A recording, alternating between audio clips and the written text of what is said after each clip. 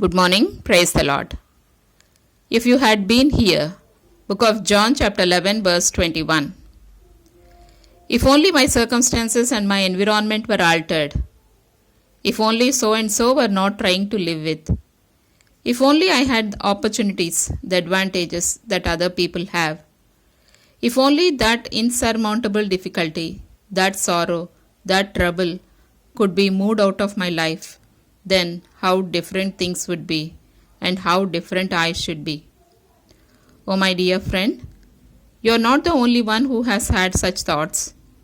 No less a person than Paul the Apostle besought the Lord 3 times that the thorn in the flesh might depart from him, and yet it was allowed to remain. A certain gentleman had a garden which might have been very beautiful had it not been disfigured by an immense boulder which reached far under the soil.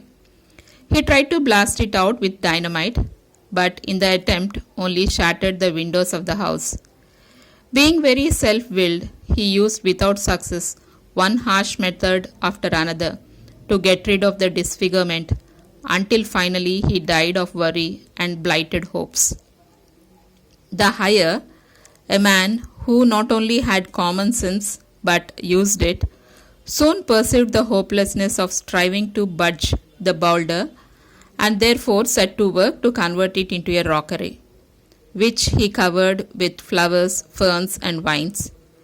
It soon came about the visitors to the garden commented on its unsurpassed beauty, and the owner could never quite decide which gave him the greater happiness, the harmonious aspect of his garden or the success in adapting himself to the thing that was too deep to move.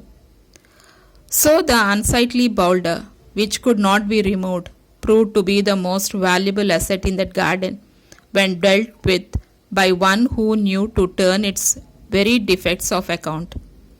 God often plants his flowers among rough rocks.